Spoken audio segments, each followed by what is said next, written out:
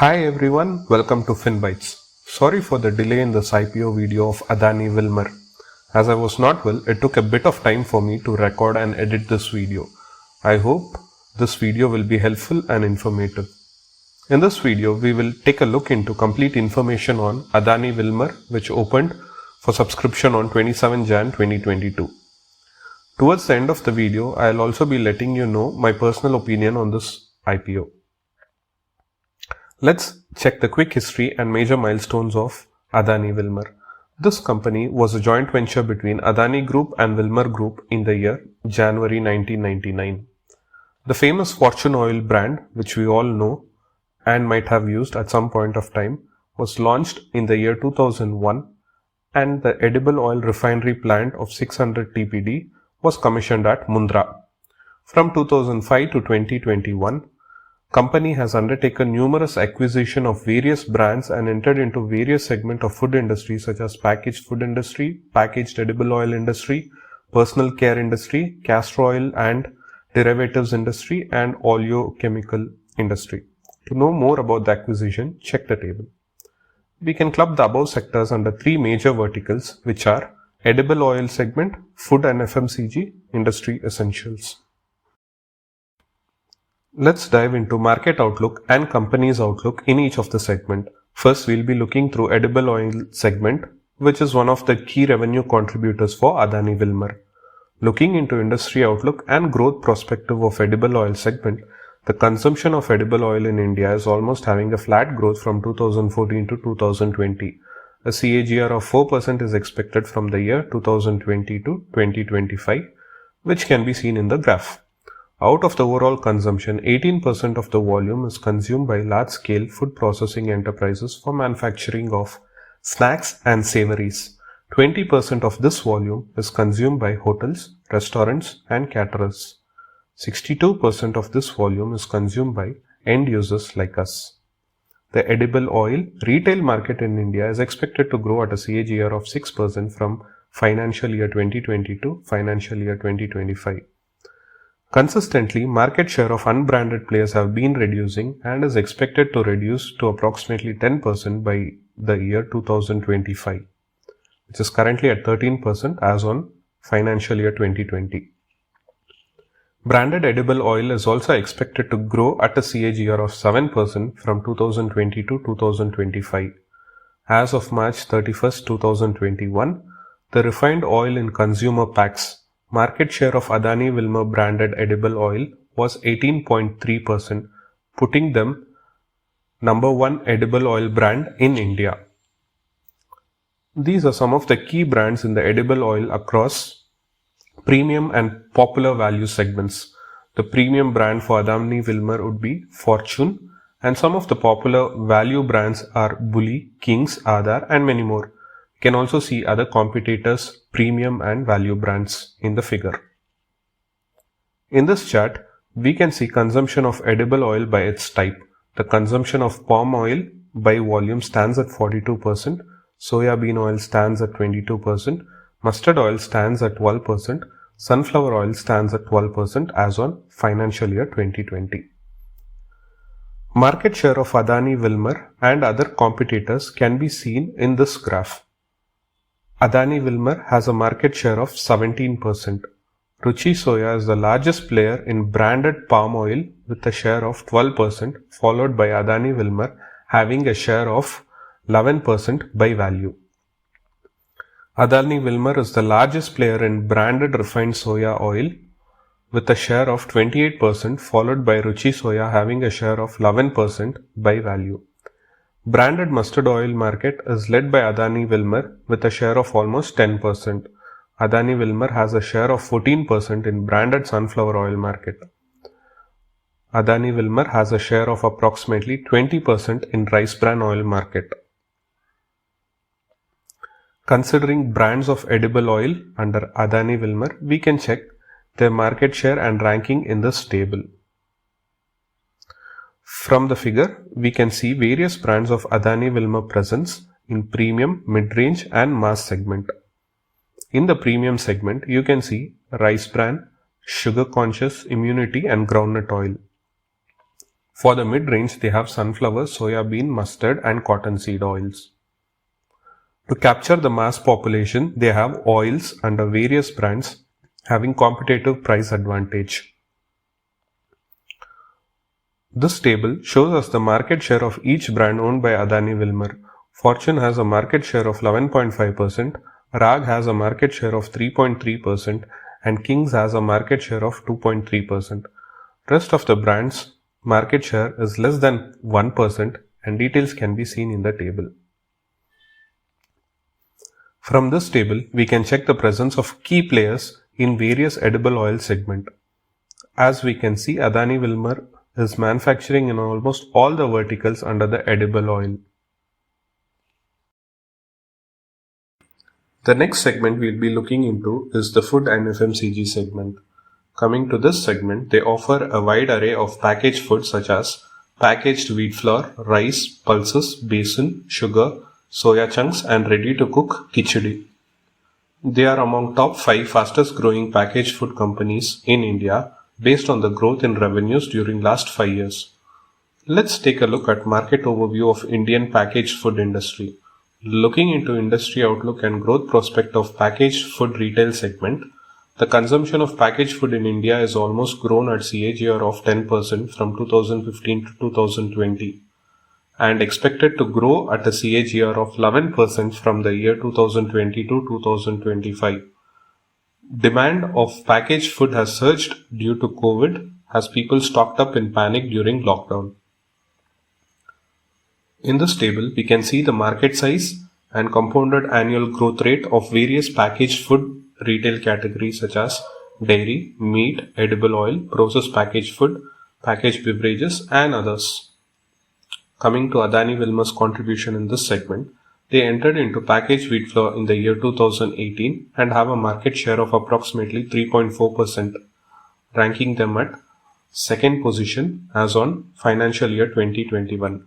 They entered into basmati rice segment in the year 2015 and have a market share of approximately 6.6%, ranking them at third position as on financial year 2021. They entered into soya chunks in the year 2014 and have a market share of approximately 18%, ranking them at second position as on financial year 2020. In this table, we can see presence of large FMCG companies across essential kitchen commodities. We can see that Adani Wilmar and Patanjali has the presence throughout all the verticals except dairy products. The next segment would be the industry essentials. They offer certain industry essentials to institutional customers such as oleochemicals, castor oil and its derivatives, and de-oiled cakes. Oleochemicals include certain types of acids, soap noodles, glycerin, which are primary ingredients for home and personal care products such as soaps, detergent, cosmetic, polymer, pharmaceuticals, and industrial rubber. Castor oil and its derivative are used for medical, pharmaceutical, cosmetic, and aeronautical use. De-oiled cakes are byproducts after oil extraction from soya beans, mustard oils, and castor oil, which is used for livestock feeds. Let's have a look on Indian market for castor oil and its derivative. India is single largest producer of castor oil and accounts 85% of the total global castor oil seed production. Reason for decline in 2018-19 was due to shortage of water in Gujarat. However, production recovered in 1920 and 2021 with strong production of 1952 and 1902 tons respectively. From this chart, we can also see that Adani Wilmar has 26% market share in castor oil exports. From the table, we can see the market share of Adani Wilmar in oleochemical products, which are as follows. Stearic acid, they have a market share of 32% and ranked number 1.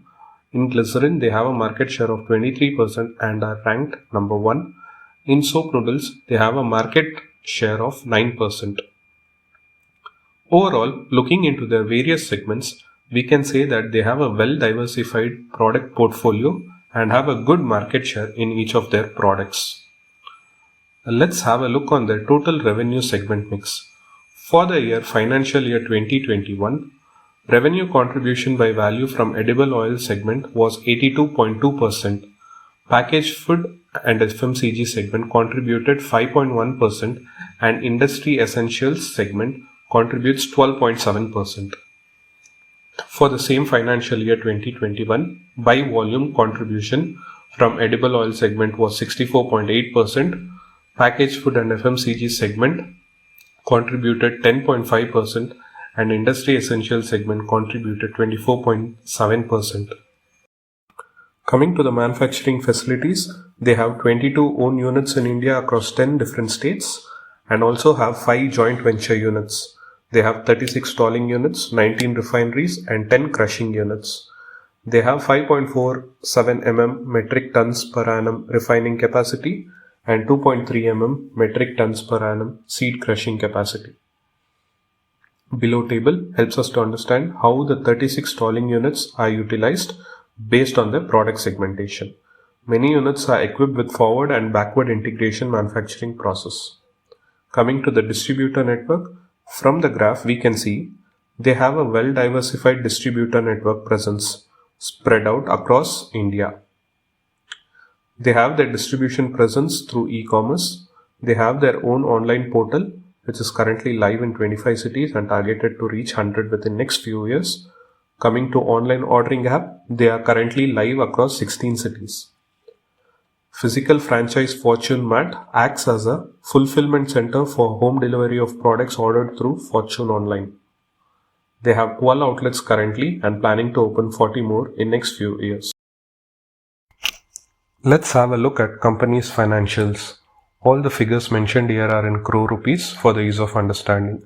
Checking the balance sheet, they have an equity share capital of 114 crores and other equity which is nothing but reserves and surplus are continuously increasing from financial year 2019 to 2021, which is a positive sign.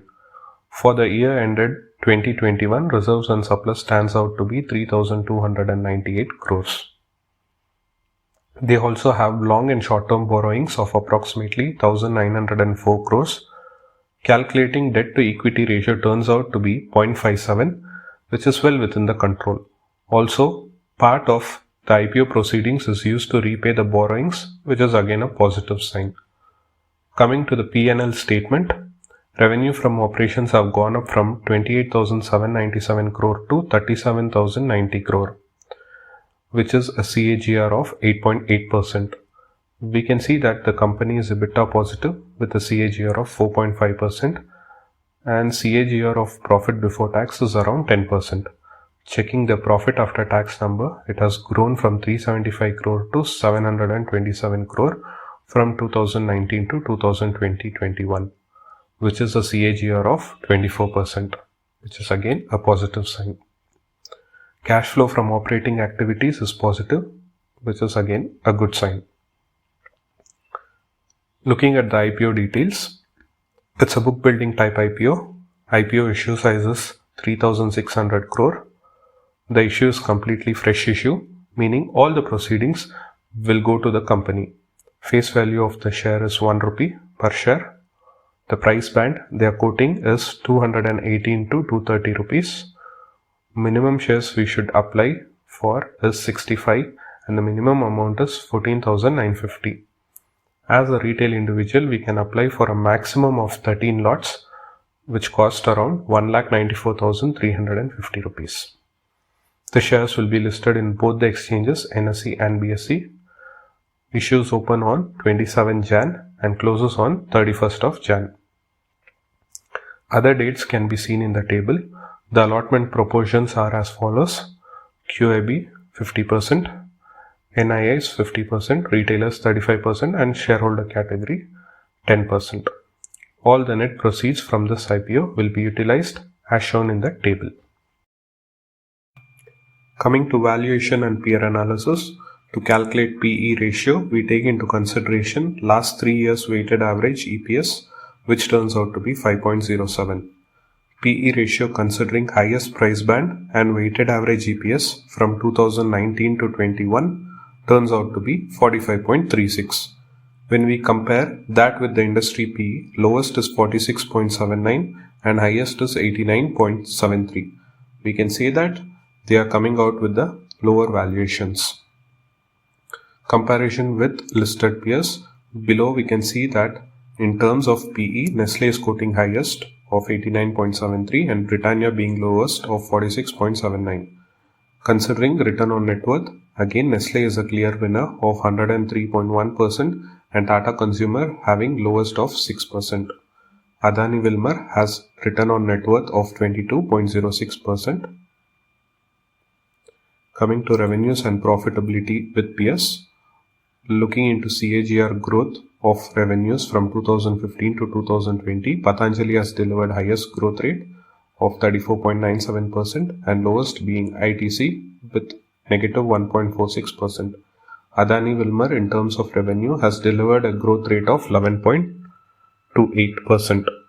For EBITDA, Nestle has delivered highest, which is 22.83, and lowest being Ruchi Soya at negative 10.3%. Adani Wilmar has delivered a EBITDA growth rate of 20.65%. PAT margin and ROCE. Coming to PAT margins for financial year 2021, ITC has delivered a highest of 38.7% and lowest being Imami Agrotech with 3.9%. Adani Wilmar has delivered PAT margin of 3.9% for the financial year 2021. For ROCE, next to Nestle, Britannia has delivered highest, which is of 60.6%, and lowest by PepsiCo at 3.5%. Adani Wilmar has a ROCE of 24.4% for the financial year 2021. As far as risks are concerned, there will be agriculture risk as their major raw materials would be from agriculture proceeds. In case of any drought or floods, there will be an impact in their margins as the cost of procurement will increase. Their major revenue chunk comes from edible oil segment, and in case of any government intervention on controlling the prices will impact their profitability margins. Another important risk I can see is that there are certain litigations in the company. In the table, you can see various cases against the company and cases by the company. The amount involved and outstanding cases can be seen in the table. Also, there are litigation against the directors and promoters, which is another major concern. The amount involved and the outstanding cases can be seen in the table. These are some of the major risks I find in the company. Before sharing my view on this IPO, there is a standard disclaimer. Whatever information provided in this video is purely for education purpose. Along with this information, kindly do your due diligence before investing. Invest only if you understand the pros and cons of the company. In case you don't have enough time to do research on this company, kindly contact your financial advisor. Coming to short-term view, we will be deciding on the last day of IPO based on subscription status and grey market premium. I will keep you posted on 31st of Jan in the comment section. For long-term view, I won't be interested in applying as there are many other growth stocks which has been corrected significantly and would try to average or add some of those stocks instead of this one. If you think the information was useful, support us by pressing the like button and share this video with your friends and family members who are interested in investing. If you are a first-time visitor to our channel, don't forget to subscribe. Thank you and have a great weekend. Bye.